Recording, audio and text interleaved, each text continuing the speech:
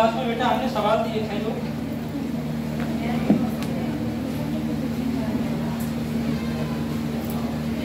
हाँ आ जाओ।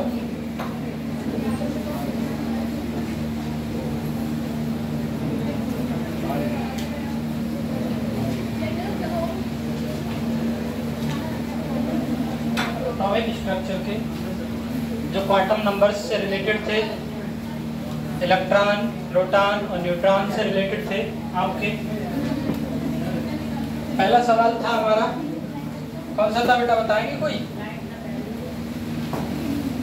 ऑप्शन बताएं, केवल ऑप्शन।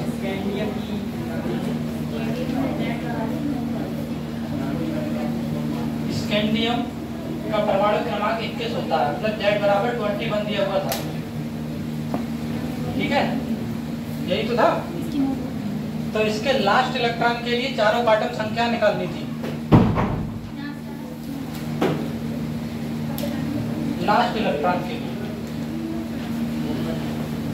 हमारा परमाणु क्रमांक दर्शाने के लिए हम अबॉर्ड रूल्स का फॉलो करते हैं। ठीक है, 1s² 2s² 2p6 3s² 3p6 और 3d1। 3d1 पहले आएगा या 4s1?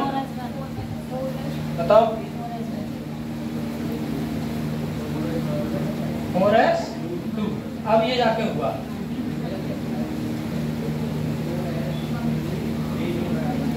ठीक है। 21 है, 2 4 6 10 10 20 और 1 21। मतलब हमारा 3d1 के लिए हमें n l m and s के मान ज्ञात करने हैं। यही तो है, ये निकल के आएगा। इसमें देखो बेटा 3d1 मतलब कोष की संख्या कितनी हो गई? 3। और l जो कि फार्मूला हमारा क्या है, n-1। l की वैल्यू के लिए 2। अगर पूरे पूछेंगे हम देखेंगे तो sp अब बात करते हैं। ये हमारा क्या है, sp और f 0 1 2 3, यही तो इंडिकेट करते हैं कोष की संख्या के लिए। यस, लास्ट इलेक्ट्रॉन हमारा किसमें है? d सब सेल में है, तो इसका मतलब l बराबर हो गया हमारा 2। जब l बराबर 2 है तो फिर m बराबर क्या होगा बेटा?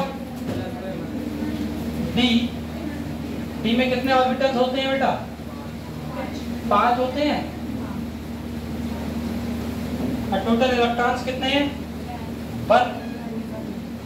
अगर इसको हम -2 -1 0 +1 और +2 से इंडिकेट करें इलेक्ट्रॉन, चूंकि हमारा एक ही है तो हमारा क्या आएगा?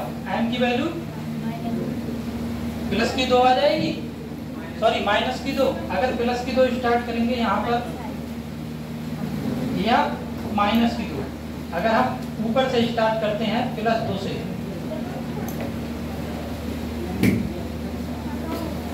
ठीक है बेटा। ये तो हमें पता नहीं है कि हम प्लस से स्टार्ट करें या माइनस से। आप अगर माइनस से स्टार्ट करते हैं तो -2, क्योंकि एक इलेक्ट्रॉन है d में, तो एक इलेक्ट्रॉन -2 वाले में जा रहा है। अगर प्लस से स्टार्ट करेंगे तो +2 हो जाएगा। अब s की वैल्यू की बात करें बेटा, तो s एक इलेक्ट्रॉन है, वो भी ऊपर को जा रहा है, इसका मतलब क्लॉकवाइज, तो +1/2। ये चारों वैल्यूज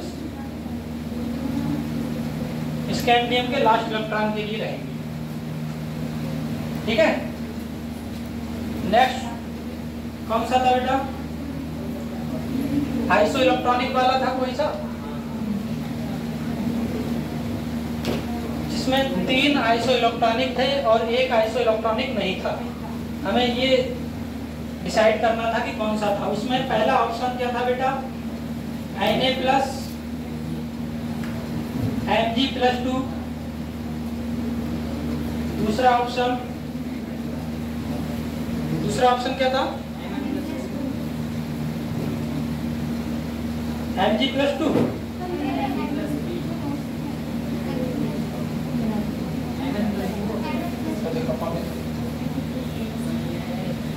अरे आप केवल ऑप्शन देखो, Mn+2 Fe+3, Mn+2 Fe+3, और तीसरा ऑप्शन हमारा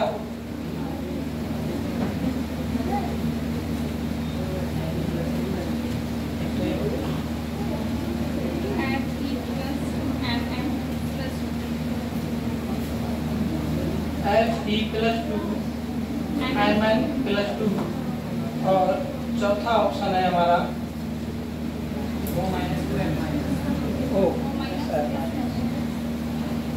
O ऋणायन और क्लोरीन ऋणायन। ये चार ऑप्शन में से हमें क्या देखना है कि कौन सा नॉट आइसो इलेक्ट्रॉनिक है।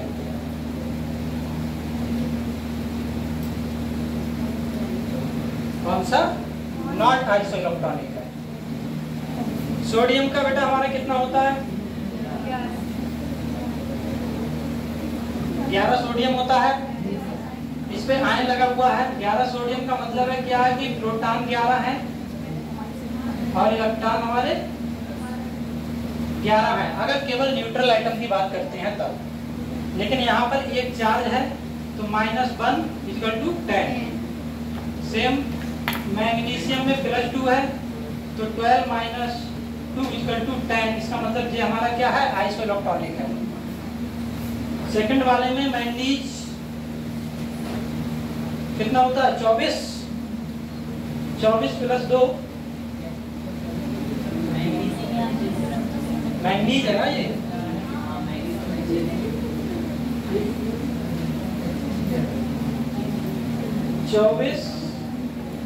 -2 = 22 आएगा मैंगनीज का। और Fe+3 हम नेक्स्ट स्लाइड में करते हैं।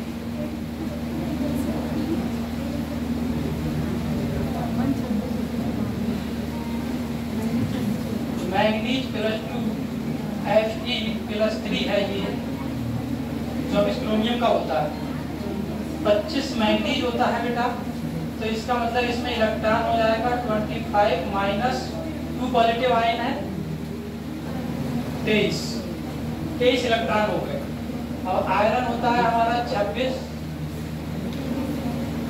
तो इसमें इलेक्ट्रॉन हो जाएगा 26 - 3 = 23। इसका मतलब दोनों इलेक्ट्रॉन इसमें भी सेम है, तो ये भी हमारा क्या है? आइसो इलेक्ट्रॉनिक है।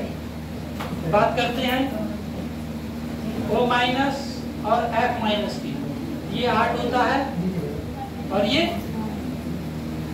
9 होता है। ये कि था इसमें O- और F- में F में 2 होंगे, एक है O में देखो बेटा, ऑक्सीजन में -2 है ना, नहीं तो गलत हो जाएगा। -2 होगा तो -2 है इसमें, तो Z 8 है, प्रोटॉन 8, तो इलेक्ट्रॉन 8 -2 है, इसलिए +2 = 10। क्लोरीन में Z 9, प्रोटॉन 9, तो फिर इलेक्ट्रॉन हो जाएगा आपका 9, माइनस का ऋणायन है तो 1 = 10 प्लस का 1। ठीक, तो इसका मतलब ये भी हमारा आइसो इलेक्ट्रॉनिक है। तो हमारा लास्ट वाला जो है ये बचा है Fe+2 Mn+2।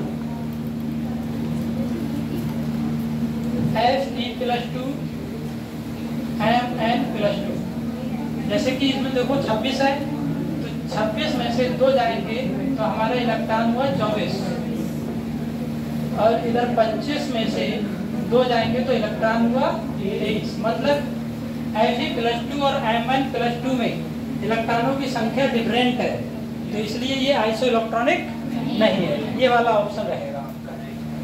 ठीक है, और कोई सा था?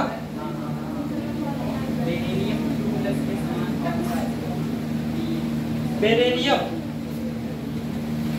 Be+2 इसके समान आइसो इलेक्ट्रॉनिक पूछा है। क्योंकि हमें मालूम है कि बेरिलियम का परमाणु क्रमांक बेटा कितना होता है 4, यानी कि Z=4। ठीक है, तो फिर प्रोटॉन हमारे हो गए 4 और फिर इलेक्ट्रॉन 4 और पॉजिटिव आयन कितने हैं 2, तो -2 यानी कि इलेक्ट्रॉन की संख्या 2 है। ठीक, तो इसके समान इलेक्ट्रॉनिक विन्यास वाला कौन सा था? ऑप्शन कौन कौन से थे? हाइड्रोजन प्लस और lithium plus, sodium plus, magnesium plus, double plus या प्लस से तो ऑप्शन ही नहीं होगा सही। 2 इलेक्ट्रॉन लाने हैं। लिथियम वाला देखो, लिथियम कितना होता है 3 होता है, प्लस का 1 आयन है तो 3 में से 1 जाएगा 2 बचा, तो इलेक्ट्रॉन की संख्या 2, तो लिथियम के समकक्ष है बेरिलियम+2 का इलेक्ट्रॉनिक विन्यास। ठीक है, एक क्वेश्चन आता है, कौन सा है आपका? रुबिडियम 37 यही तो है। तो इसका आप 1s² 2s² करके जब निकालेंगे तो लास्ट इलेक्ट्रॉन किस में आएगा? 5s1 में, 5s1 में आएगा। ठीक है, मान लिया। ठीक, तो n बराबर कितना हो गया बेटा? 5 हो गया क्या? 47 ये बता रहे, अभी अखबार में होगा तो पता चल जाएगा सब। 47 उसमें दिया हुआ भी तो था सवाल में।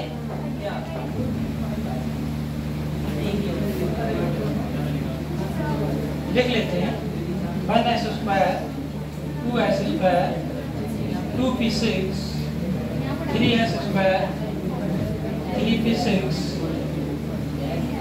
4s², 3d10,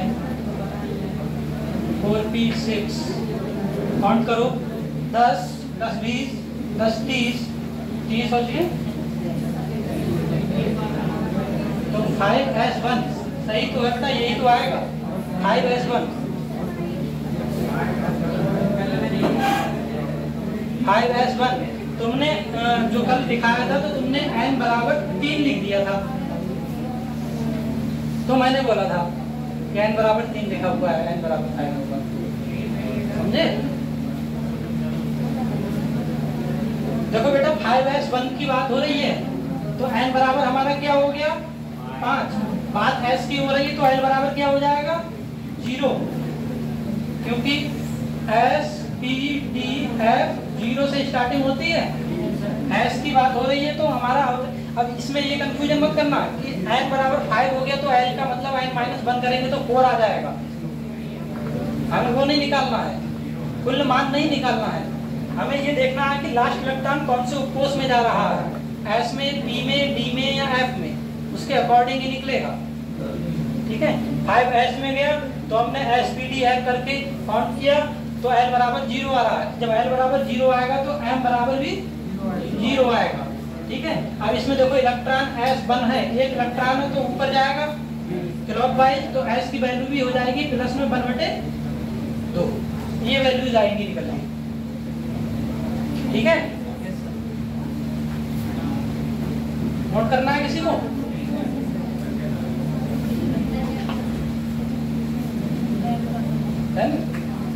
बैक का है क्या बेटा?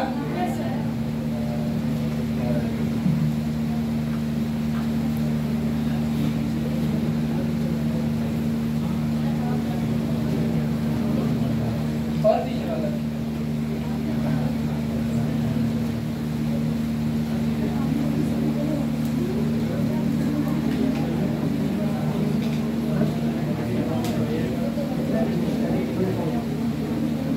हो गया।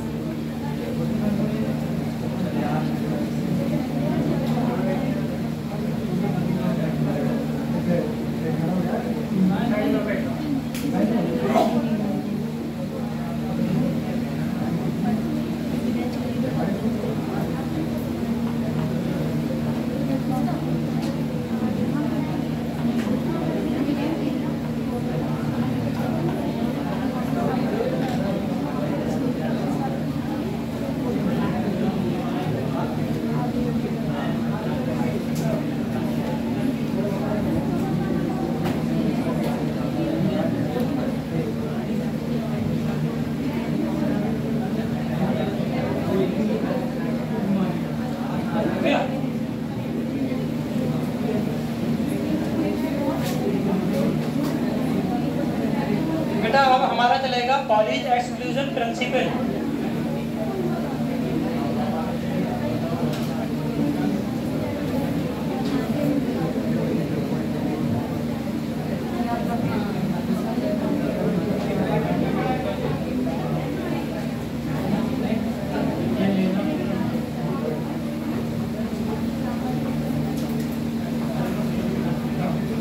पॉलीज एक्सक्लूजन प्रिंसिपल, ठीक है।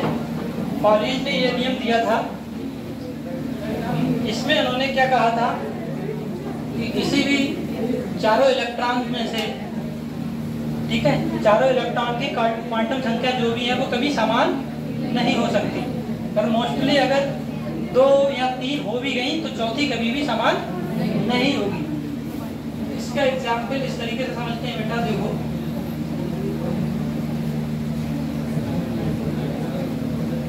फॉर n बराबर 1, अगर n बराबर 1 है बेटा, l बराबर 0 आएगा, m बराबर 0 आएगा, 2 क्वांटम नंबर समान हो गए, तो s की वैल्यू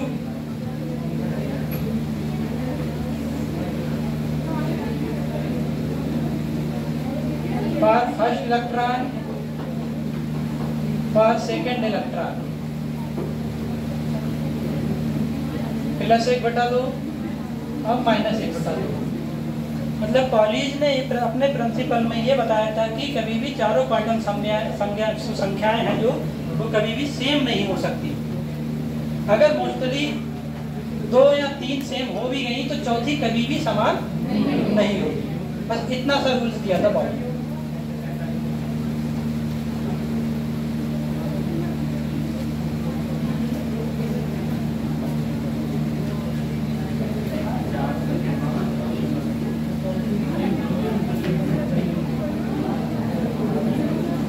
कर लो, इसके बाद में दूसरा समझाएंगे। कौन शुरू?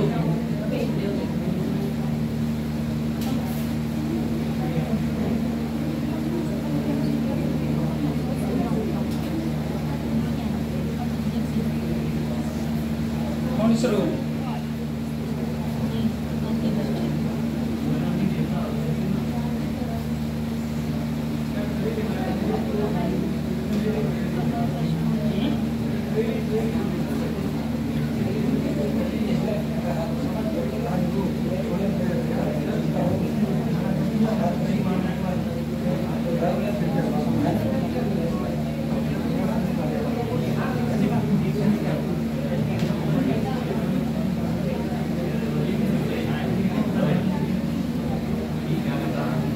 हुन्स रूल क्या इंडिकेट करता है बेटा?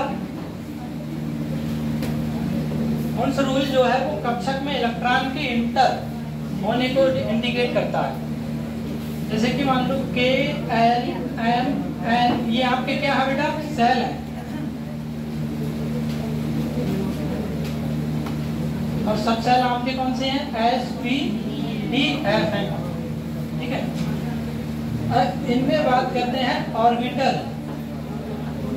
S ऑर्बिटल, S सब सेल में कितने ऑर्बिटल्स होते हैं बेटा? 1, P में 3, D में 5, F में 7, जिनमें नंबर्स ऑफ इलेक्ट्रॉन्स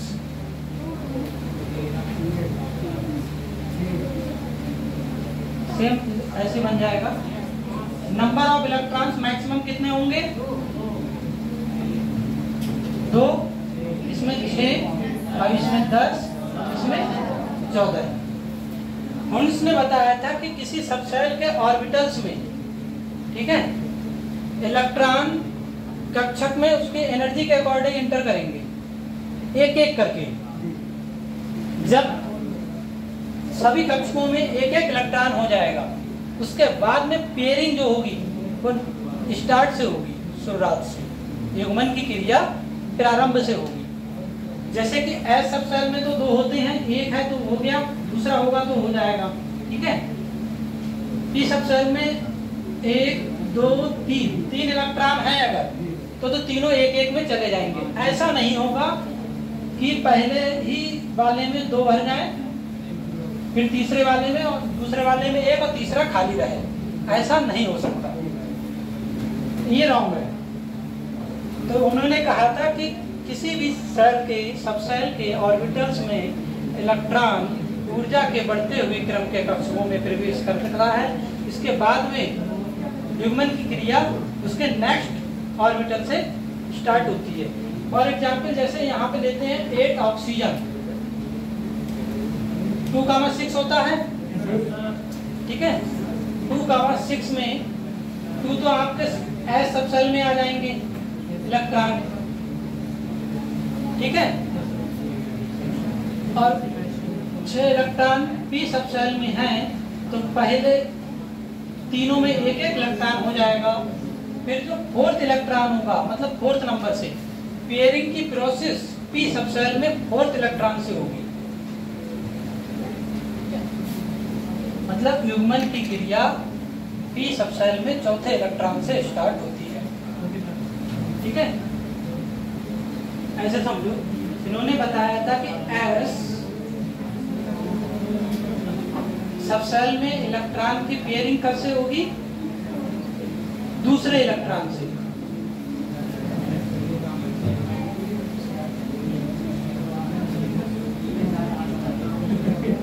दूसरा इलेक्ट्रॉन से ही तो पेयरिंग हुई, तो एस सबसेल में इलेक्ट्रॉन की पेयरिंग होगी सेकेंड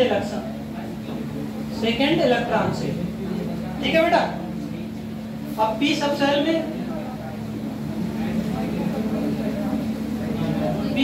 में इलेक्ट्रॉन की पेयरिंग होगी 4th electron. Same P subshell में 6 और एफ में 8, मतलब एस सबसेल में दूसरे इलेक्ट्रॉन, पी सबसेल में 4थे इलेक्ट्रॉन, डी सबसेल में 6ठे इलेक्ट्रॉन और एफ सबसेल में 8वें इलेक्ट्रॉन से युग्मन की क्रिया प्रारंभ होती है। ये हुन्स ने बताया था, ठीक है। नोट करना चाहे कर ले।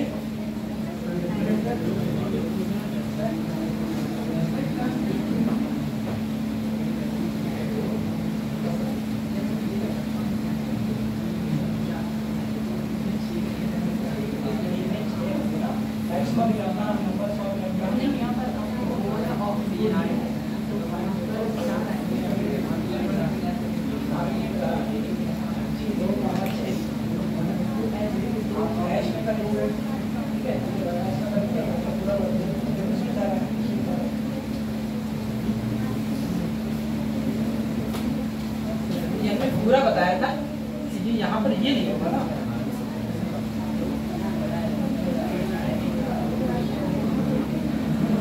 ये है, मतलब टोटल इलेक्ट्रॉन पी सबसेल में 6 होते हैं, तो हमने 6 को पूरा भर दिया, ठीक है। लेकिन युग्मन की क्रिया 4th इलेक्ट्रॉन से स्टार्ट होती है।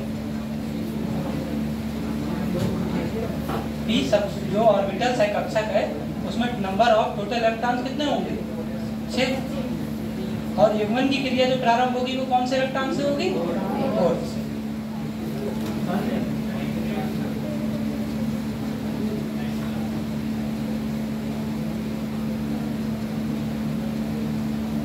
अगर इसका कति बिल्कुल सही वाला बनाओगे तो ये तो 1s का हो गया और 2s का होगा, दूसरा ये 1s का, तो 2p के होंगे, तो इसमें ये बनेगा,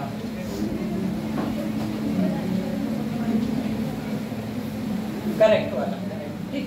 हमने आपको बताने के लिए ये पूरा बताया कि 6p में तो पूरे 6 चले जाएंगे, और जब 4th लिखा था तो यहाँ 4th इलेक्ट्रॉन से पेयरिंग स्टार्ट हो गया बेटा। नेक्स्ट रहेगा अबॉर्व प्रिंसिपल, जिसके अकॉर्डिंग आप इलेक्ट्रॉनिक विन्यास बनाते हैं।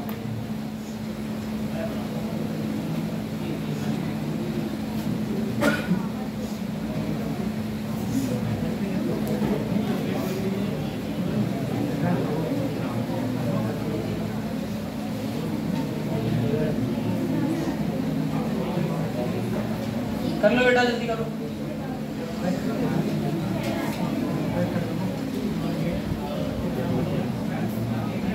आपका प्रिंसिपल क्या कहता है बेटा?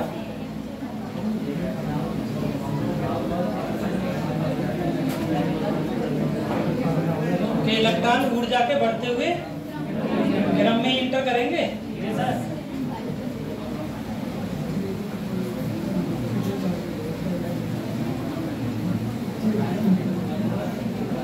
हो गया बेटा?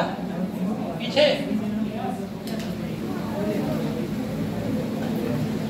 सबसे पहले ये देखेंगे ये अफवाह का प्रिंसिपल जो है, इसमें जो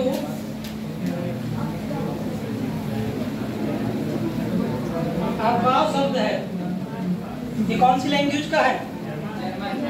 जर्मन लैंग्वेज का है।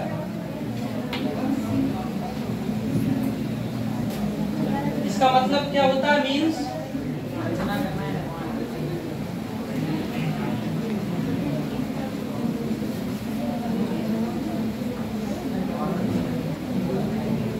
फॉर्मेशन या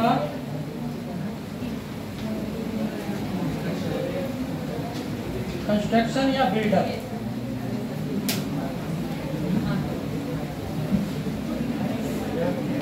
निर्माण करना, रचना करना या बनाना, ठीक है, ये इसका होता है। इसमें उन्होंने बताया था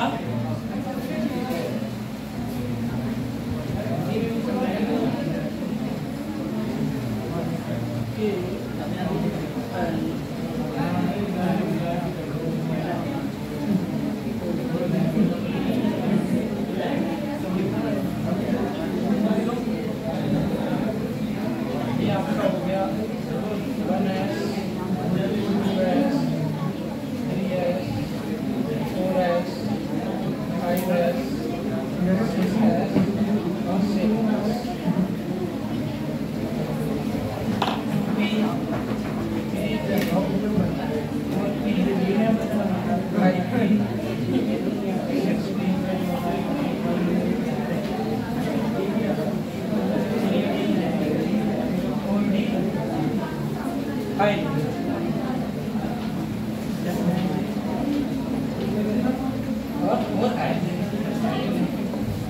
देखिए बेटा, अफवाहों ने बताया था कि जो कोष हैं, ठीक है, ये एनर्जी लेवल को भी डिपेंड करते हैं, डिनोट करते हैं, ठीक है, कि इलेक्ट्रॉन जो हैं वो ऊर्जा की बढ़ते हुए क्रम के कक्षकों में प्रवेश करते हैं सबसे पहले, ठीक है। और अफवाह प्रिंसिपल के अकॉर्डिंग इलेक्ट्रॉन जो n और l मुख्य एवं द्विगंशीय क्वांटम संख्याओं पर निर्भर करते हैं, ठीक है। n का मान अगर कम होगा तो इलेक्ट्रॉन सबसे पहले उसमें इंटर करेगा, उसके बाद में n का मान जिसमें ज़्यादा होगा फिर उसमें, फिर उससे ज़्यादा होगा तो उसमें। तो उन्होंने ये क्रम बनाया था कि हम किसमें कैसे करेंगे इंटर। तो पहले तो देखो जाएगा 1s में, फिर 2s में। उन्हें ये ऑर्डर दिया था, ठीक है। ये ऑर्डर में पहले 1s में जाएगा, फिर आपका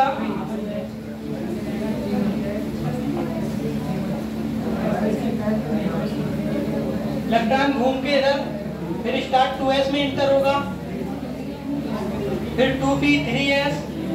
इस स्तर पर एनर्जी का एक ऑर्डर दिया था। तो वो एनर्जी का ऑर्डर आपका क्या रहेगा बेटा? पहले 1s 1s 2s 2p 3s 3p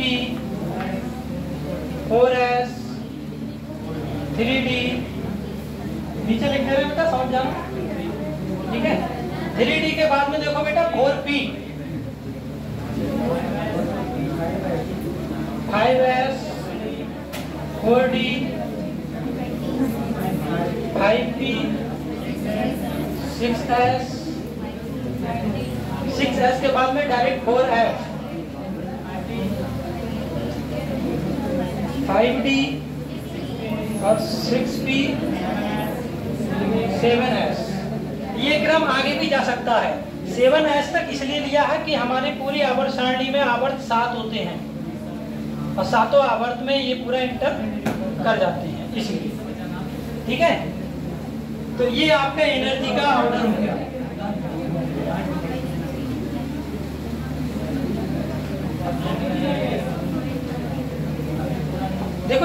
lanthanide और एक्टेनाइट करेंगे ना, तो उसमें जब इलेक्ट्रॉनिक विन्यास मान लो 118 वाले का कर रहे हैं तो उसमें 5Fp आएगा।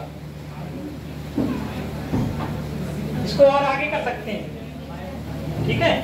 जैसे 7P करेंगे यहाँ पे 6D और 5F। 7S के बाद में क्या आएगा फिर 5F 6D और 7P। ये ठीक है, नोट कर लीजिए।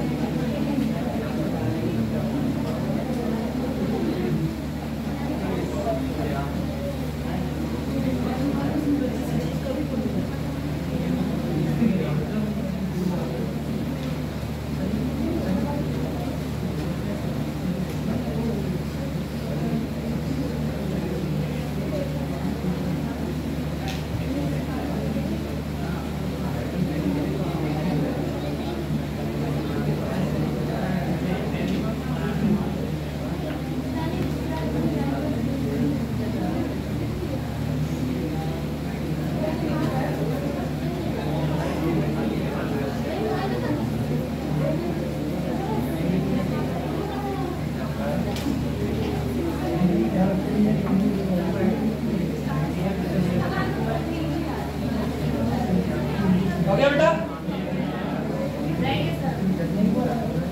करिए जल्दी। इसका एक्सेप्शन भी होता है, अखबार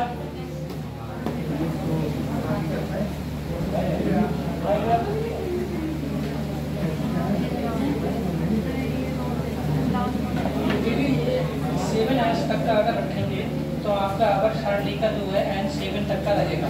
लेकिन जब हम और आगे स्टडी करने के लिए लैंथेनाइट और एक्टिनाइट करेंगे, ठीक है, जो 118 तक वाला है, जब पूरा इलेक्ट्रॉनिक विन्यास जो हम करेंगे कॉन्फ़िगरेशन, तो लास्ट में ये भी है।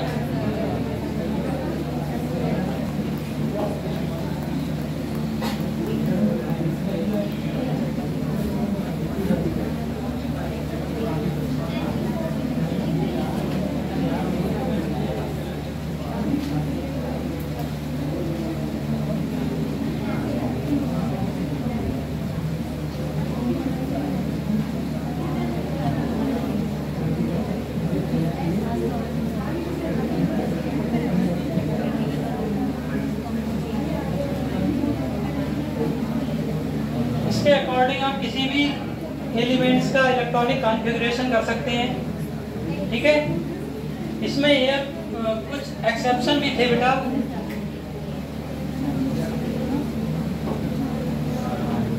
जो अखबार रूल्स को फॉलो नहीं करते थे। सबसे कम नंबर पे देखेंगे तो 24 क्रोमियम, ठीक है, 29 कॉपर भी है, सिल्वर भी है, सोना भी है, ठीक है, ये सब अपवाद है। इसका इलेक्ट्रॉनिक विन्यास अखबार रूल्स के अकॉर्डिंग देखो बेटा, यहीं से पता चलेगा। 1s square, 2s square, 2p6, 3s square, 3p6, 4s square और 3d4। अखबार रूल्स के अकॉर्डिंग ये इलेक्ट्रॉनिक विन्यास है हमारा, ठीक है। तो अखबार रूल्स के अकॉर्डिंग ये इलेक्ट्रॉनिक विन्यास तो सही होना चाहिए, लेकिन ये सही नहीं है, क्योंकि इसके आगे क्या है, स्टेबिलिटी की एक जो प्रॉपर्टीज होती है एलिमेंट्स का, स्थायित्व वाला स्टेबिलिटी, जिसके माध्यम से वो अपने पीरियोडिक टेबल में टिके हुए हैं, उस बेस पर अगर देखा जाए तो ये रॉन्ग है। उसका जो सही इलेक्ट्रॉनिक विन्यास 2s square, 2p6, 3s square, 3p6, 3d5 और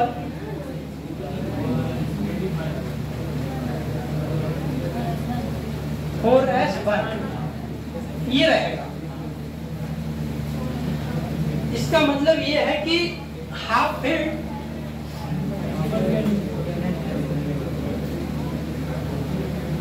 और आगे चल के जब देखेंगे तो फुल फिल्ड।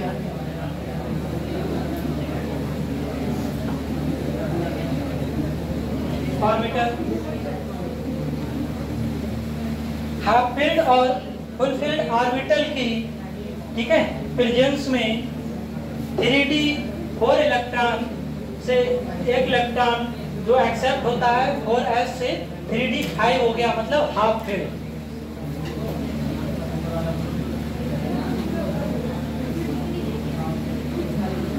तो क्रोमियम ने अपना स्थायित्व बढ़ाने के लिए हाफ फिल्ड वाले रूल्स को फॉलो किया है, हुन्स रूल को फॉलो नहीं किया है। इसलिए हुन्स रूल के अकॉर्डिंग ऊपर वाला इलेक्ट्रॉनिक विन्यास गलत है और नीचे वाला सही है। हाफ फिल्ड और फुल फिल्ड ये आपकी प्रॉपर्टीज आती है पीरियोडिक टेबल में, जैसे ऑक्सीकरण अवस्था की एक प्रॉपर्टीज होती है ऐसे, और फिजिकल स्टेट की प्रॉपर्टीज होती है ऐसी, एक स्थायित्व स्टेबिलिटी की प्रॉपर्टीज होती है जिसमें मैग्नेटिक मूवमेंट भी डिस्कवर्ड किया जाता है, ठीक है। इस बेस पर ऐसे ही आपका 47 सिल्वर का भी ऐसा ही होगा जिसमें फुल फिल्ड ऑर्बिटल आएगा। 29 क्रोमियम का भी आपका, सॉरी कॉपर का, 29 कॉपर का भी अपवाद है हुन्स रूल का। परमाणु क्रमांक 41, 45, 44, मतलब जो डी ब्लॉक के एलिमेंट्स हैं उनमें मोस्टली जो है अपवाद है, ट्रांजिशन एलिमेंट, ठीक है। तो एक्सेप्शन वाले एग्जाम्पल लिख लीजिए। 24 क्रोमियम है, 29 कॉपर है, 47 सिल्वर है, ठीक है, और उसका इलेक्ट्रॉनिक विन्यास एक बना लें, नोट कर लें। फिर नेक्स्ट करवाते हैं, next chapter chemical bonding.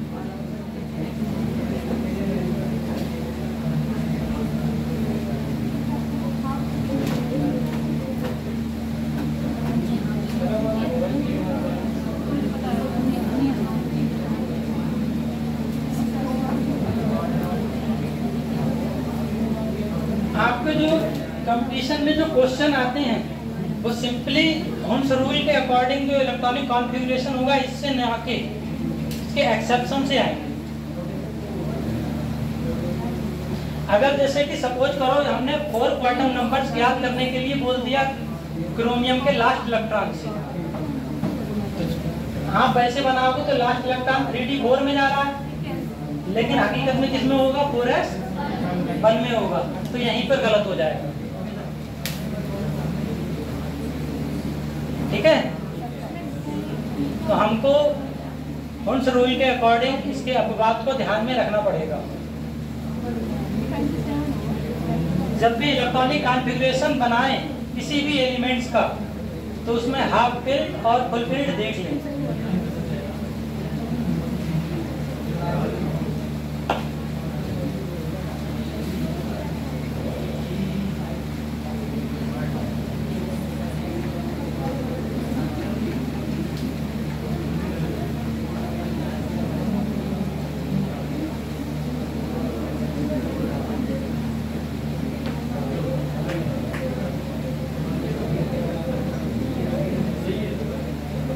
Question 2020 में आया था इलेक्ट्रॉन, प्रोटॉन और न्यूट्रॉन ज्ञात करने के लिए नीट के एग्जाम में।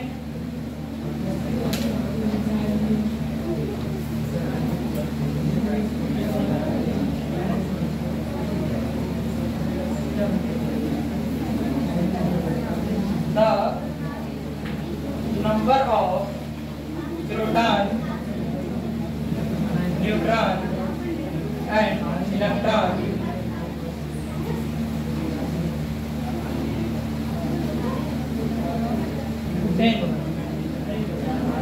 एटम 71 लूथियम 175 आर रिस्पेक्टिवली, मतलब 71 लूथियम 175 में प्रोटॉनों की संख्या और न्यूट्रॉनों की संख्या और इलेक्ट्रॉनों की संख्या क्या होगी। डायरेक्ट है, वैसे ऑप्शन होते हैं, ऑप्शन हमने नहीं लिख रहे हैं, बताएं आप क्या क्या होगा इसका। ये आपका 2020 में आया हुआ है।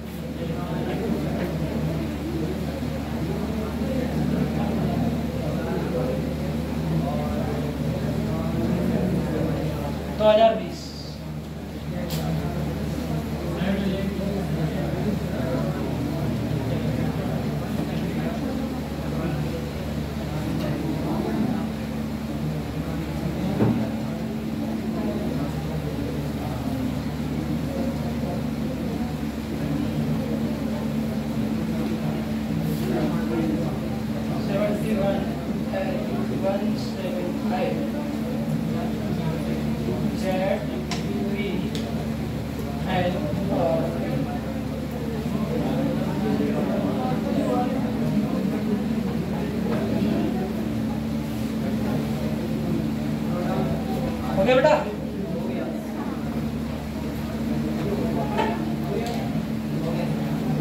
इसका परमाणु क्रमांक कितना है?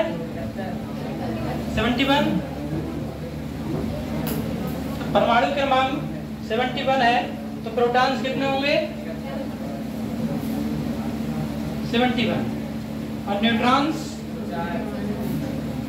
न्यूट्रॉन की वैल्यू जब निकालेंगे तो A माइनस P करेंगे, 175 माइनस 71 करेंगे, कितना आएगा? 104। और न्यूट्रॉन्स और इलेक्ट्रॉन्स कितना आएगा बेटा? ये है आपका ऑप्शन। इस तरीके से थे, सीरियल यही है, ठीक है, तीनों का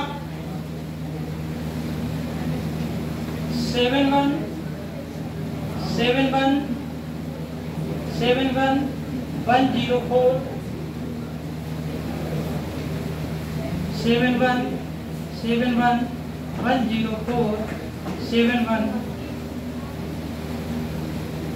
71 104 71 17 और 4 था 104 71 71 7। मतलब चारों ऑप्शन में है तो सब वही, लेकिन इनका जो क्रम है, ऑर्डर है, वो अलग है। वो क्रम हमें क्वेश्चन के अकॉर्डिंग देखना है, क्वेश्चन के अकॉर्डिंग देखना है। देखने में तो सवाल सरल है, लेकिन उसी प्रकार से ऑप्शन भी सरल है, लेकिन जल्दबाजी में गलत ना हो जाए, इसलिए हमें क्या देखना पड़ेगा? सबसे पहले ऑर्डर ऑफ क्वेश्चंस में क्या क्या पूछ रहा है, उसी ऑर्डर में आंसर को क्लिक करना है। 71 71 104 71 चारों ऑप्शन में तो ये भी है। कहाँ पर अगर हम जल्दबाजी में करेंगे तो सही बात देंगे, अब इसमें देखेंगे तो इसमें भी है, इसमें भी है, लेकिन हमें सिर्फ क्या है, कॉमन सेंस की बात है ये कि हमें क्रम देख के आंसर को टिक करना।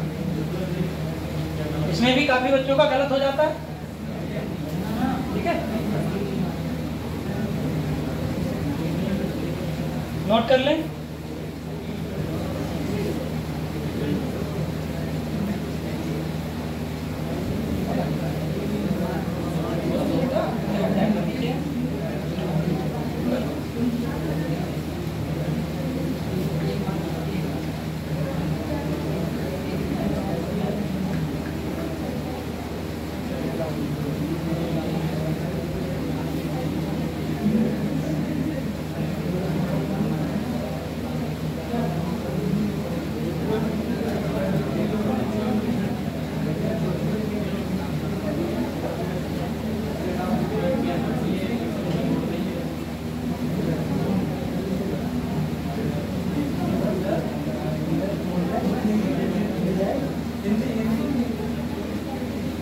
स्टार्टिंग यहाँ से होगी बेटा, हिंदी में क्वेश्चन का, क्वेश्चन को हिंदी में लिखना है।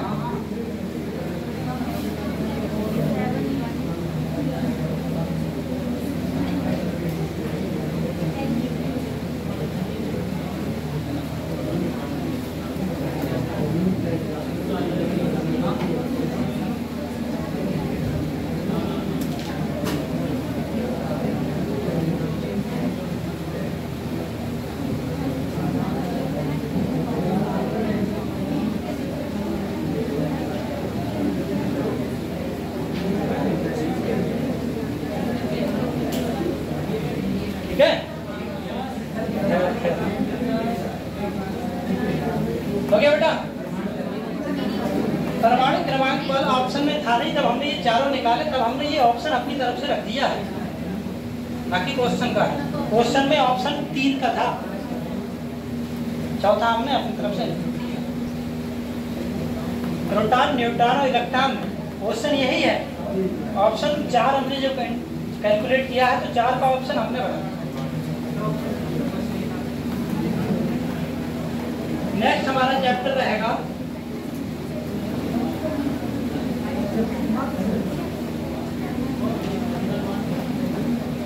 Chemical bonding and molecular structure.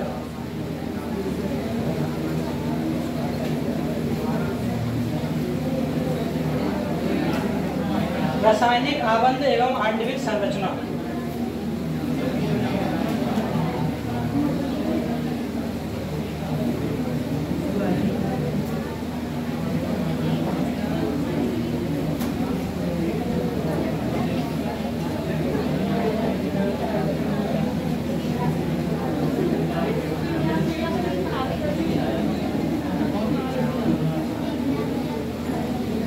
ये हमारा चैप्टर्स रहेगा बेटा,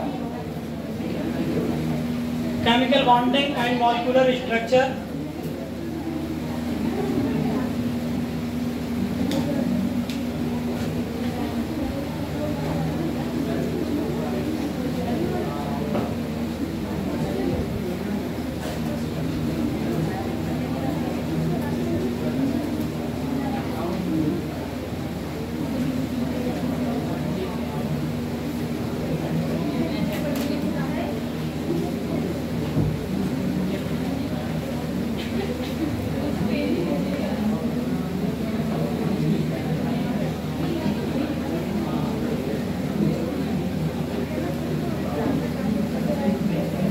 बेटा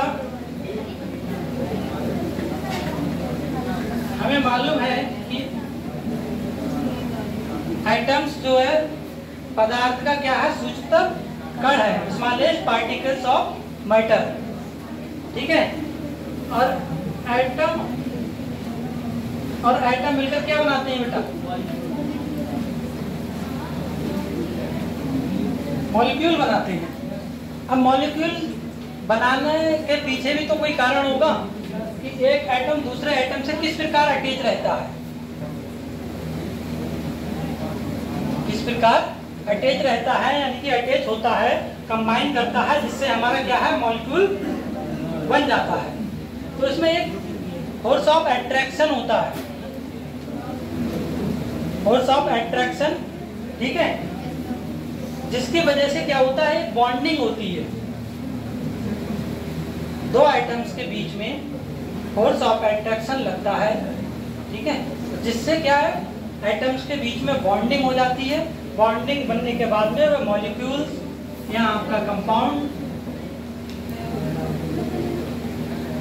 मतलब यौगिक का फॉर्मेशन करते हैं। इनके बीच में जो भी बॉन्ड बनता है उसको रासायनिक बंध या केमिकल बॉन्डिंग कहते हैं। जैसे आपका हाइड्रोजन आइटम है, हाइड्रोजन आइटम, हाइड्रोजन मॉलिक्यूल का निर्माण किया और इसके बीच में कौन सा बॉन्ड है, हाइड्रोजन बॉन्ड है ना। तो चलकर हम करेंगे तो इसमें HO और H ये बॉन्डिंग होती है, तो इसमें हाइड्रोजन बॉन्डिंग ही तो होती है।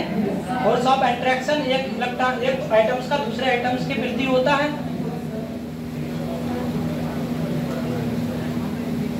तब जाकर मॉलिक्यूल्स बनता है। इसकी एक डेफिनेशन लिख लें,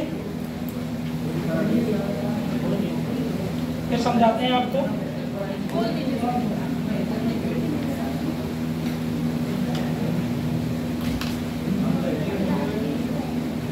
The force of attraction between the atoms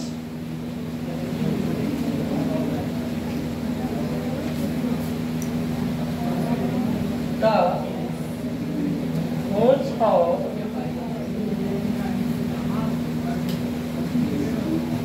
attraction between the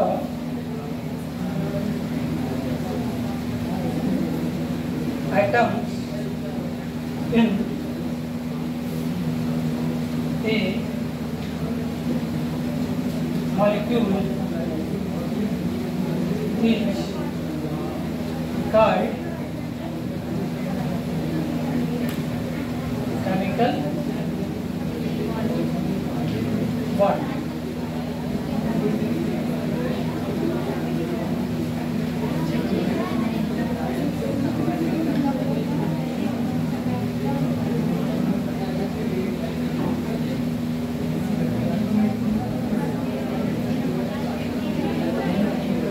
इस तरीके से भी कर सकते हैं, the force of attraction that binds मतलब बांधे हुए, ठीक है, that binds atom in A molecule is called chemical bonding.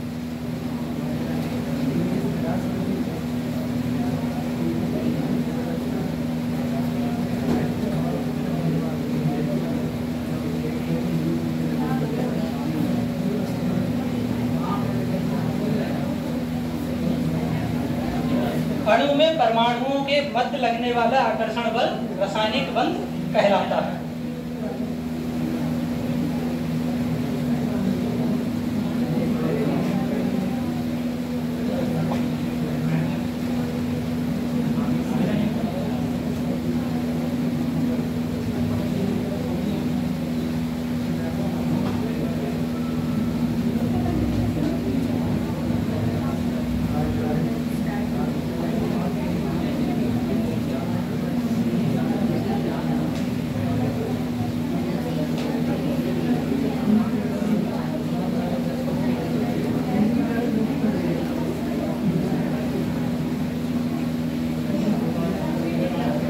हो गया बेटा?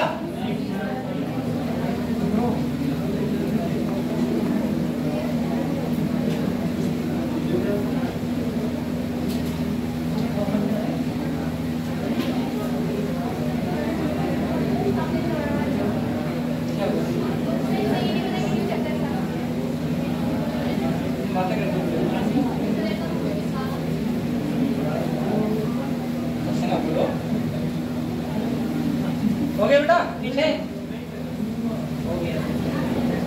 अब यहाँ से आपका क्वेश्चन एक निकल के आता है,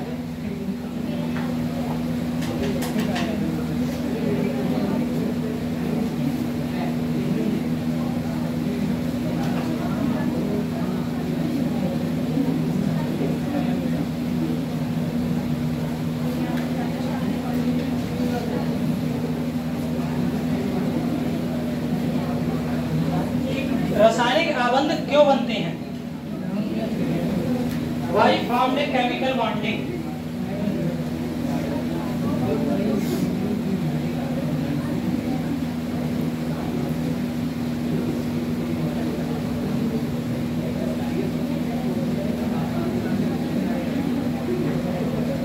क्यों बनते हैं?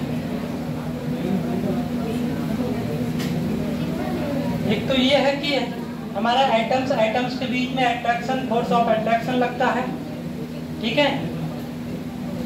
और इसके पीछे रीजन क्या है कि दो थ्योरी दी हुई है बेटा।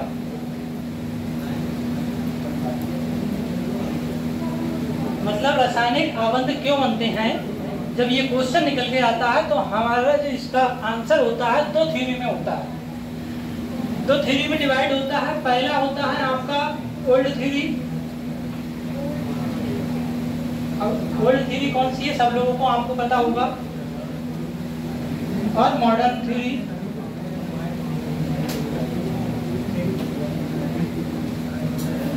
इसमें आपकी ओल्ड थ्योरी जो है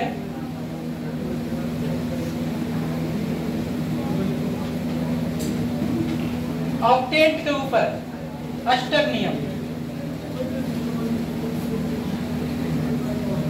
ऑक्टेट,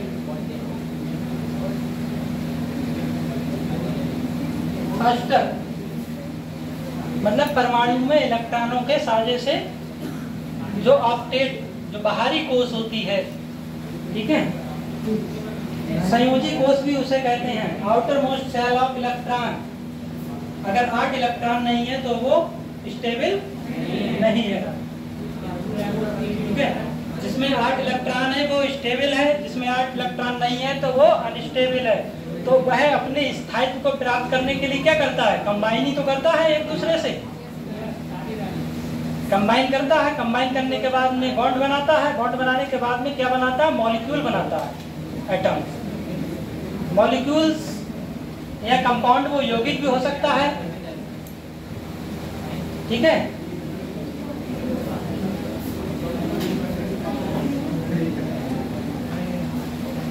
अष्टक पूर्ण करने के लिए क्या होना चाहिए आउटर मोस्ट सेल में?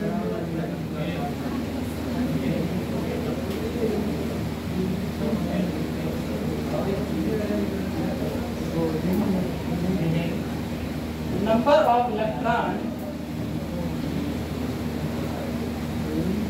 ऑफ आउटर मोस्ट सेल कितने हो बेटे? 8 इलेक्ट्रॉन।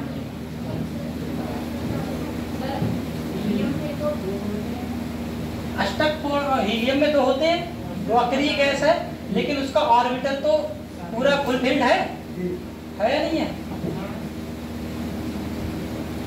हाफ फिल्ड और फुल फिल्ड, ठीक है। अष्टक नियम पूरी आवर्त सारणी में 118 जो एलिमेंट्स हैं, ठीक है, उसमें सबसे ज्यादा स्थायित्व वाले तत्व हम कौन से हैं? अक्रिय, अक्रिय, जिन्हें नोबेल गैसेस भी कहते हैं।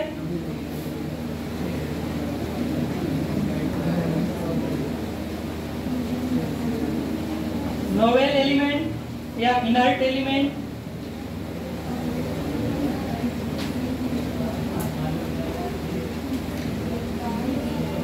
या इनर्ट एलिमेंट, ठीक है। इन सभी एलिमेंट के आउटर मोस्ट सेल में 8 इलेक्ट्रॉन होते हैं बाहरी कोश में, हीलियम को छोड़कर। हीलियम को छोड़कर 8 इलेक्ट्रॉन होते हैं सबके आउटर मोस्ट सेल में, बट हीलियम में भी जो भी इलेक्ट्रॉन होते हैं वो फुलफिल्ड होते हैं, इसलिए वह स्टेबल होता है कंपैरिजन टू हाइड्रोजन।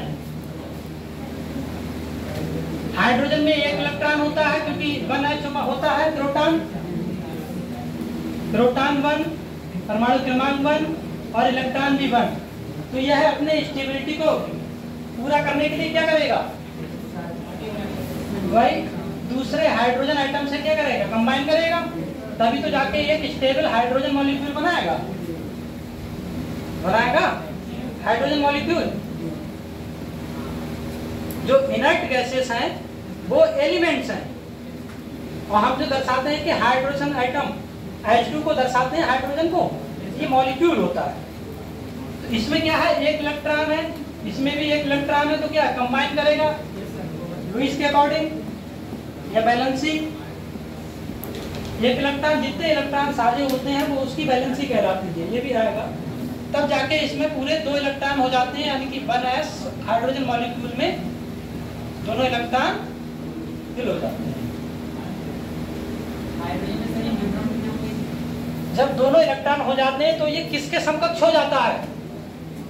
हमारे हीलियम के समकक्ष हो जाता है, हाइड्रोजन मॉलिक्यूल। इसका मतलब क्या है कि हाइड्रोजन मॉलिक्यूल इनर्ट गैसेस के समान स्टेबल हो जाता है।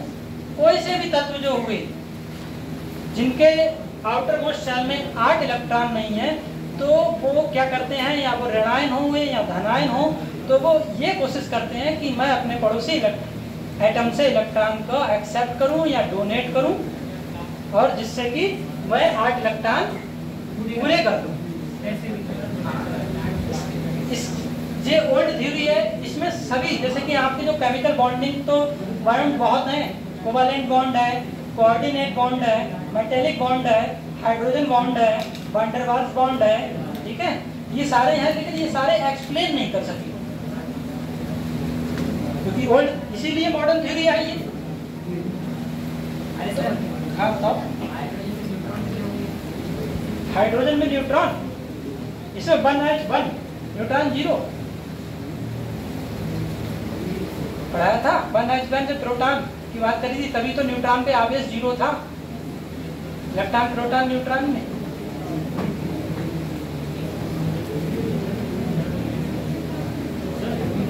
जैसे इससे हम चलते हैं क्या, आयनिक बॉन्ड को रिप्रेजेंट किस तरीके से करेंगे बेटा। ओल्ड थ्योरी में 11 सोडियम, ठीक है, 2, 8, 1 ये हुआ। इसने क्या किया, Na+ और एक इलेक्ट्रॉन का त्याग कर दिया, ठीक है। इसका मतलब इसमें देखो क्या हुआ कि आपका प्रोटॉन हो गया 11 और इलेक्ट्रॉन भी है 11, क्योंकि ये सोडियम न्यूट्रल एटम है इस समय प्रेजेंट कंडीशन में। जब हम रिएक्शन के बाद में आते हैं तो प्रोटॉन तो हमारा 11 है और इलेक्ट्रॉन कितना हो गया 10। एक प्रोटॉन ज्यादा है इसलिए एक पॉजिटिव आयन लगा दिया, क्योंकि प्रोटॉन को हम पॉजिटिव से इंडिकेट करते हैं, ठीक है। फिर यहाँ पर देखो क्लोरीन कितना होता है 17, 2, 8, 7। यहाँ तो ये एक इलेक्ट्रॉन सोडियम, इसे अष्टकोण करने के लिए क्या चाहिए 7 इलेक्ट्रॉन चाहिए, जो कि ज्यादा है। यहाँ तो इसका ये त्याग करे या 7 इलेक्ट्रॉन ग्रहण करे। क्लोरीन में देखो 7 इलेक्ट्रॉन है, इसे चाहिए 1 इलेक्ट्रॉन, यहाँ तो 7 होते या 1 ले। इसमें देखो प्रोटॉन कितना है बेटा 17, इलेक्ट्रॉन भी 17 है। जब ये 1 इलेक्ट्रॉन ग्रहण करता है तो इस पे चार्ज आ जाएगा माइनस, मतलब यहाँ पर प्रोटॉन हो गया आपका 17 और इलेक्ट्रॉन हो गए 18। एक इलेक्ट्रॉन ज्यादा, इलेक्ट्रॉन पर चार्ज नेगेटिव इसलिए माइनस।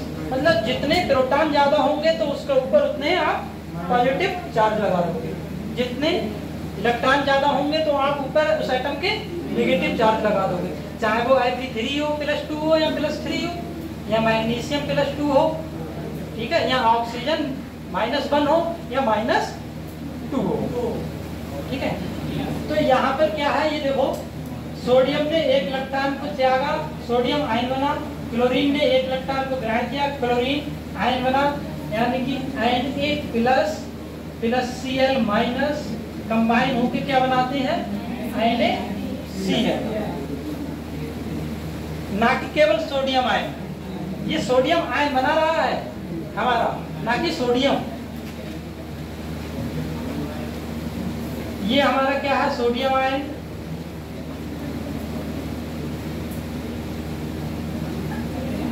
ये दोनों क्या है आयन। और जब आयनों से मिलकर जो हमारा कंपाउंड बना है तो वो कौन सा हो गया आयनिक कंपाउंड।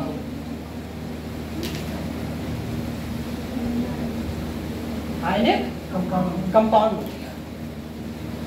तो जो ऑक्टेट वाली जो थ्योरी है ओल्ड थ्योरी, उस जो आयनिक बॉन्ड को भी रिप्रेजेंट करती है, उसके अकॉर्डिंग ये आपका एग्जाम्पल है। सोडियम आयन इलेक्ट्रॉन त्यागता है 1, ठीक है, तो पॉजिटिव चार्ज आ जाता है। क्लोरीन क्लोराइड आयन बन जाता है, ठीक है, एक नेगेटिव चार्ज, दोनों जब मिलते हैं तो आयनिक कंपाउंड बनता है।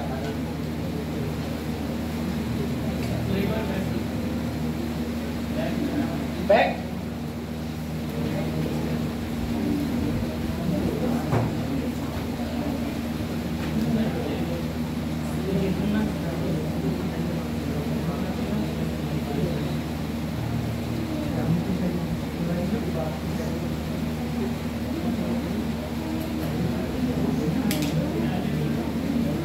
इसी का फिर कोवैलेंट बॉन्ड का करते हैं।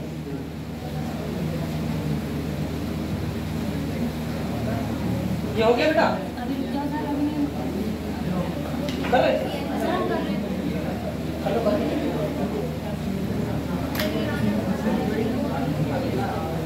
हो गया।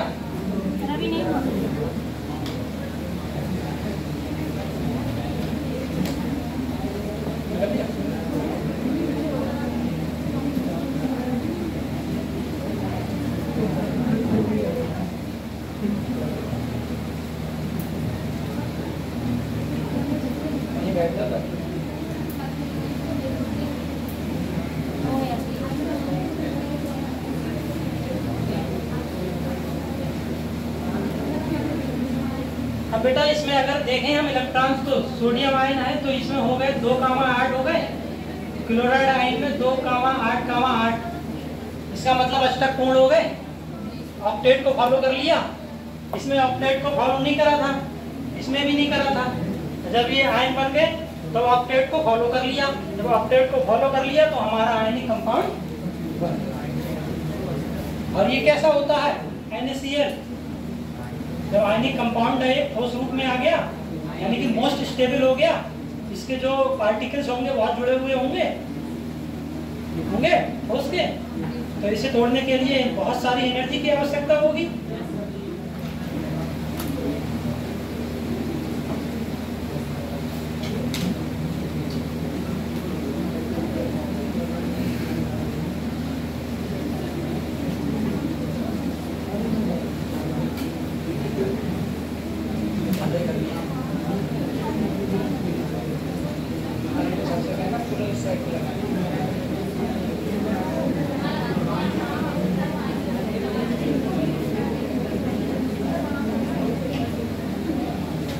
ओके बेटा,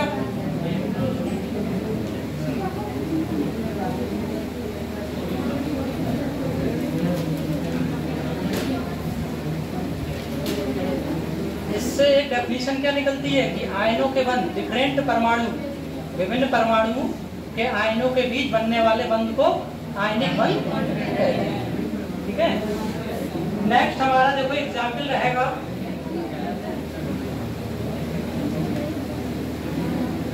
कोवालेंट बॉन्ड का।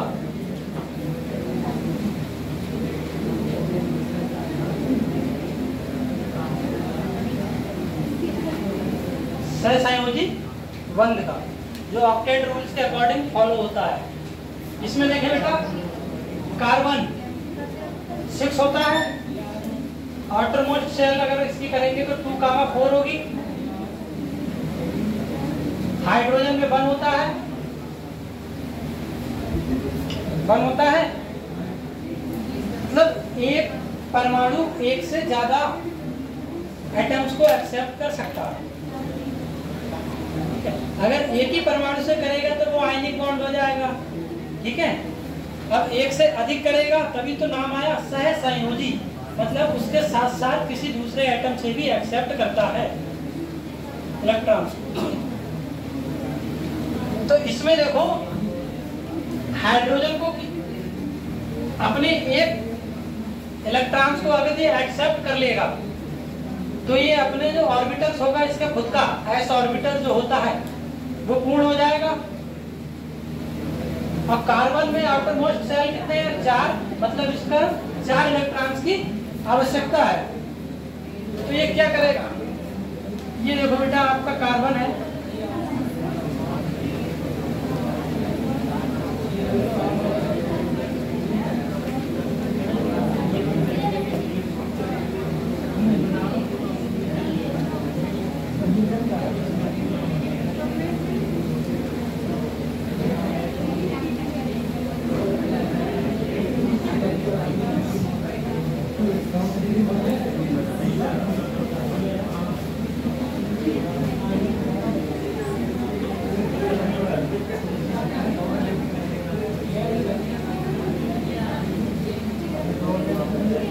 इसमें देखें बेटा ये जो आपका कार्बन है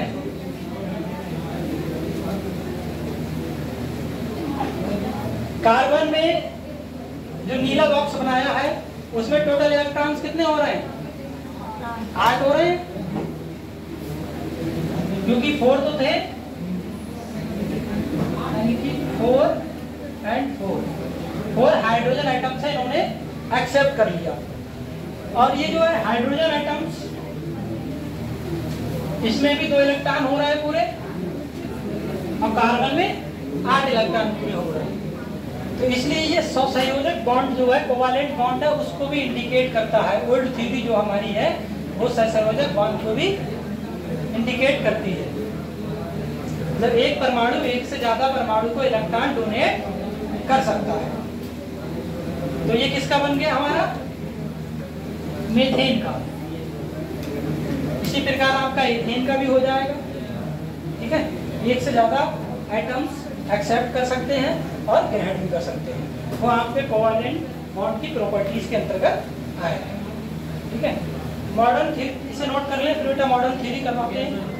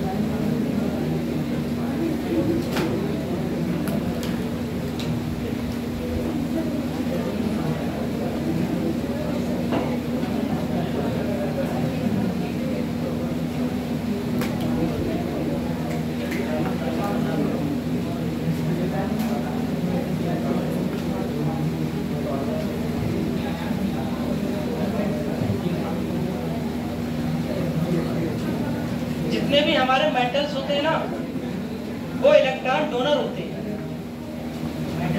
मेटल। और मेटल्स हमारे किस में होते हैं? एस ब्लॉक एलिमेंट में। क्षार धातु या क्षारीय मृदा धातु एस ब्लॉक एलिमेंट में ग्रुप 1 या ग्रुप 2। ठीक है, डी ब्लॉक में भी होते हैं जो इलेक्ट्रॉन को डोनेट करते हैं, लेकिन मोस्टली जितने भी आपके एलिमेंट्स हैं एस ब्लॉक में, वो इलेक्ट्रॉन को डोनेट करते हैं। और जो अधातु है, नॉन मेटल, वो इलेक्ट्रॉन को एक्सेप्ट करते हैं। जो हमारे किस ग्रुप में है? P block element. 13, 14, 15, 16, 17 और 18 वाला तो स्टेबल है। ठीक है, मॉडर्न थ्योरी की बात करते हैं बेटा।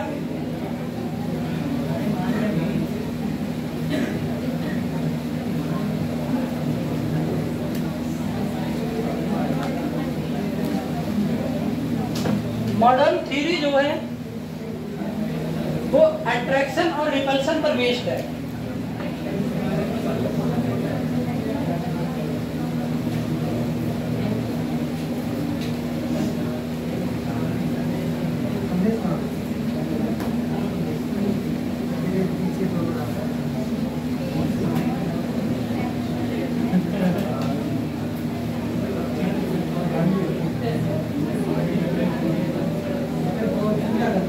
Attraction and repulsion.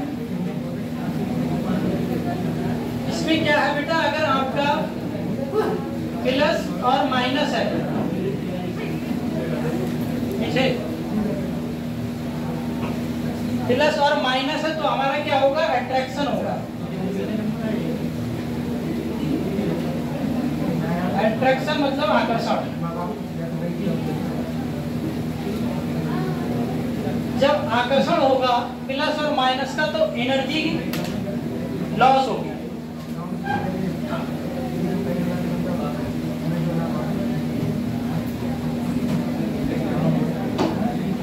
Energy loss होगी। अब एनर्जी लॉस होगी तो इसकी स्टेबिलिटी क्या होगी? अट्रैक्शन है, एनर्जी लॉस होगी, आपस में मिल जाएंगे तो स्टेबिलिटी हो जाएगा।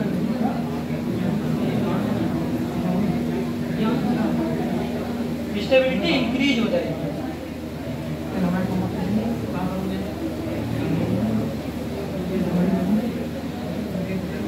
सेकेंड, अगर प्लस प्लस आता है आपका या माइनस माइनस आएगा, मतलब सेम सेम। ठीक है, अब सेम सेम आएगा तो क्या होगा? हमारा रिपल्सन, व्यतिकर्षण।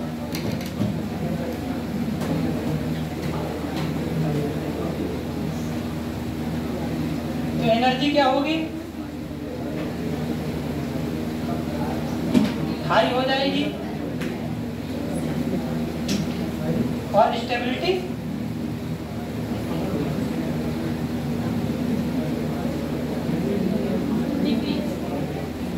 डिक्रीज हो जाएगी।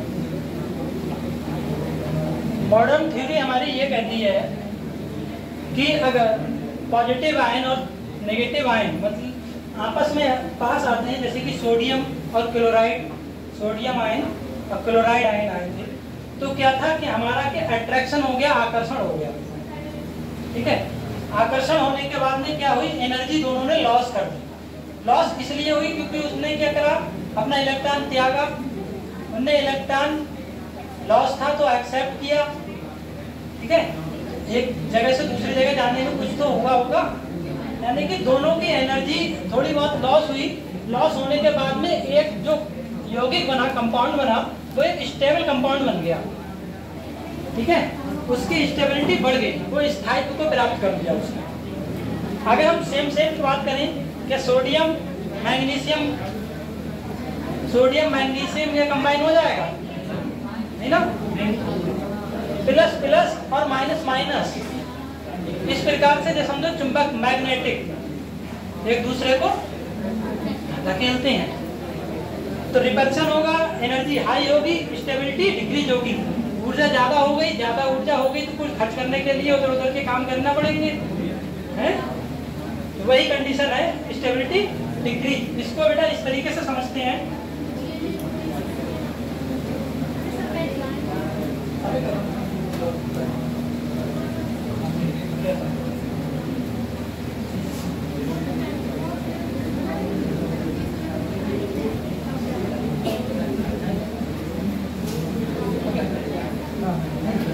तो बेटा दो हमारे एटम्स हैं,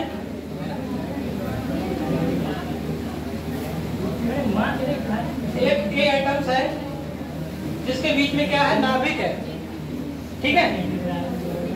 और हमें मालूम है कि इसके चारों ओर कौन चक्कर लगाता है, इलेक्ट्रॉन चक्कर लगाते हैं, ठीक। और एक हमारा बी एटम है, इसके चारों ओर भी इलेक्ट्रॉन चक्कर लगाते हैं। ये दोनों आपस में आर इनफाइनाइट मतलब आर अनंत दूरी पर स्थित है, अनंत दूरी पर स्थित है, ठीक है बेटा। जब अनंत दूरी पर स्थित है तो इसमें एनर्जी भी क्या होगी, जीरो होगी, ठीक है। ये कहीं है, ये कहीं है, कोई रिपल्सन नहीं, कोई अट्रैक्शन नहीं, अपने एटम्स है जो अपने कक्षक है उसमें अपने स्टेबल है, ठीक है। इससे मान लो चलो हाइड्रोजन एटम, इसे हाइड्रोजन, तो इससे संबंधित एक एनर्जी का कर्व बनता है,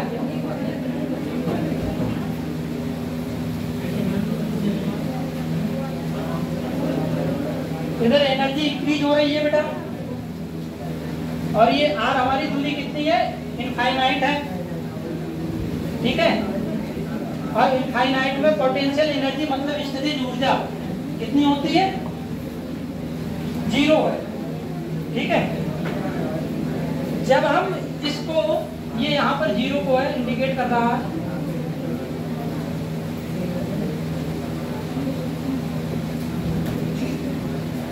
जब हम यहाँ से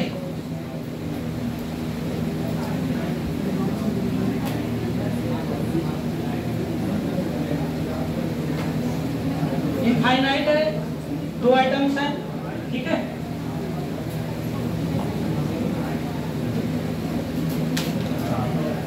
कंबाइन हो गए, यहां से यहां तक की दूरी है ये आर नॉट, क्योंकि आर जीरो की तरफ है यहाँ आर नॉट।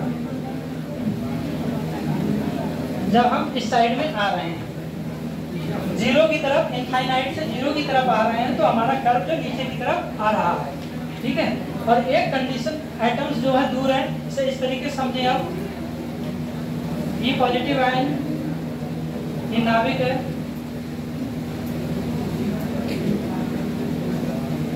ये नियर आ रहा है, ठीक है। अभी इनफाइनाइट दूरी पर है, थोड़े से पास आए और पास आए, फिर इसके बाद में एक कंडीशन ऐसी आई कि ये दोनों क्या हो गए, एक निश्चित दूरी पर इनके इलेक्ट्रॉन जो है वो मिल गए, एक निश्चित दूरी पर, ठीक है। यानी कि इस दूरी को इन्होंने क्या काम कर दिया, ये है हमारी R0। ठीक, तो 4 प्रकार की कंडीशन बेटा प्राप्त हुई।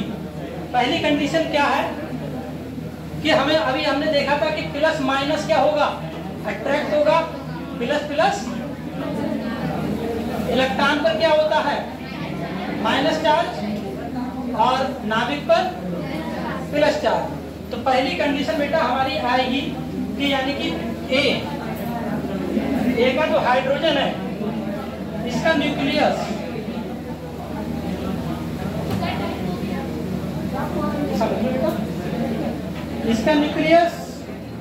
और VH का इलेक्ट्रॉन आपस में क्या होंगे बेटा, अट्रैक्ट होंगे। ठीक है। दूसरी कंडीशन, V हाइड्रोजन का न्यूक्लियस और A हाइड्रोजन के इलेक्ट्रॉन के बीच में क्या होगा, अट्रैक्शन होगा।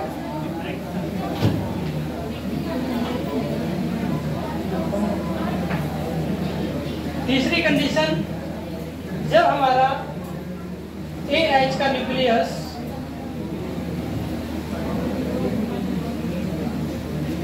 और BH का न्यूक्लियस मिलेगा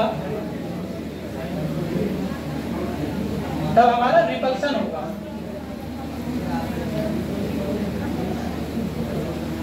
चौथी कंडीशन होगी AH के इलेक्ट्रॉन और BH के इलेक्ट्रॉन जब आपस में नेगेटिव नेगेटिव मिलेंगे तब भी हमारा क्या होगा, रिपल्सन होगा। मतलब plus minus plus minus plus plus और माइनस माइनस, ये चारों कंडीशन ये इस तरह से आई हैं। तो इसमें जो R0 है बेटा ना, इसे बोलते हैं बॉन्ड लेंथ। तो इस चैप्टर में बॉन्ड लेंथ भी है, दो एटम्स के बीच में बॉन्ड लेंथ कितनी है, इससे भी संबंधित सवाल आते हैं।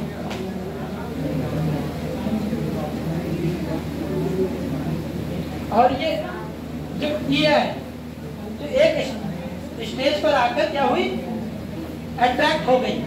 फिर इससे जब ज्यादा हम करेंगे और पास में, जैसे कि मान लो इसे और पास में करते हैं अगर हम, तो नाभिक नाभिक मिल जाएंगे तो क्या हो जाएगा, रिपल्सन हो जाएगा। इस कंडीशन में क्या है, इस वाली कंडीशन में पहला और दूसरा जो पॉइंट है वो ज्यादा होगा तीसरे से और चौथे से, क्योंकि ये अट्रैक्ट वाले। जब कंडीशन और ज्यादा हो जाएगी मतलब ऊपर होगा, जीरो के पास में आ जाएंगे, डॉट डॉट डॉट से जो दर्शाया गया है। ठीक है, इस कंडीशन में क्या हो जाएगा कि तीसरे पॉइंट और चौथा पॉइंट ज्यादा हो जाएगा, किससे, पहले से और दूसरे से। ये अट्रैक्शन और रिपल्सन मॉडर्न थ्योरी के अकॉर्डिंग आवर्त सारणी में जितने भी एलिमेंट्स हैं सब पे लागू होता है। जैसे आपका NaCl का भाई एग्जाम देला, उसमें भी Na+ और Cl- है, आयन जरूर है लेकिन प्लस और माइनस का अट्रैक्शन भी है। Na+ Mg+ है, उसमें नहीं कर सकते आप। Cl-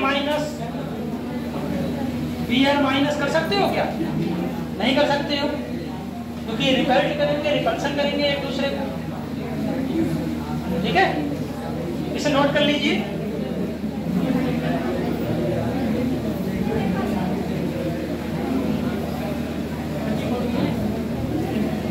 बाकी का नेक्स्ट क्लास में करेंगे।